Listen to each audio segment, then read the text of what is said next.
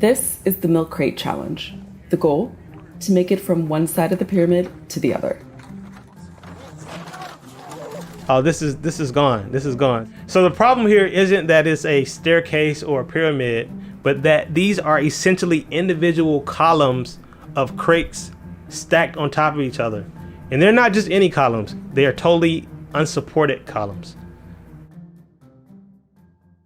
My name is Dr. Nehemiah Mabry. I'm a professional engineer and I'm an educator. Columns are vertical, slender members. We design them against a failure known as buckling.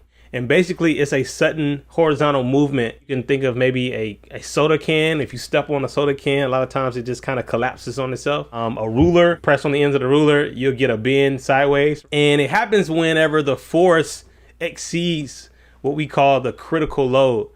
Critical load is the maximum amount of weight or load that a column can take before it becomes unstable. The skinnier and the taller a column is, the less of a critical load is needed for it to get unstable.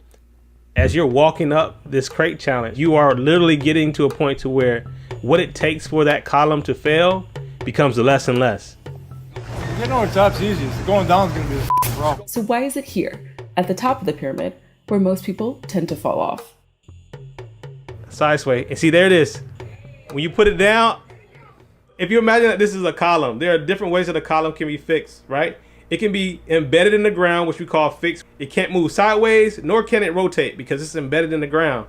And if we have that same type of connection up here, this is your most stable column, right? It's called fixed fix. The most unstable column is when you have something fixed or pinned here and literally there's no support up here. So that means that whatever load that comes up here is basically going to have to support itself. And if this doesn't have the stability that it needs, then you're going to get the buckling very easily. Going up, you basically can rest your weight, right? But when you're stepping down, you actually have to control the placement of your weight a little bit more than you had to going up. And when it comes to columns, the placement of your weight really matters. Ideally, in a perfect case scenario, a person would be able to set their weight right down the center of the crate, and it literally has what we call pure compression. So that's all that it's experiencing. But really, if you happen to put your weight off to the side, now you're creating like a rotational moment. Well, the problem is because these are separate crates, it's not like there's a continuation of the member of the column to actually push off of. You're really depending on your own muscle control to try to get it back stable, which is extremely tough. So there are a couple of ways that if I just had to build this and make it structurally sound, I would find a way to attach each crate to each other with adhesive or something to make it act as one unified column. Another thing I would do is create lateral support. I would probably have several rows of crates so that when one begins to sway, it can distribute the load to its other. I have just been able to explain to you exactly why these things fail.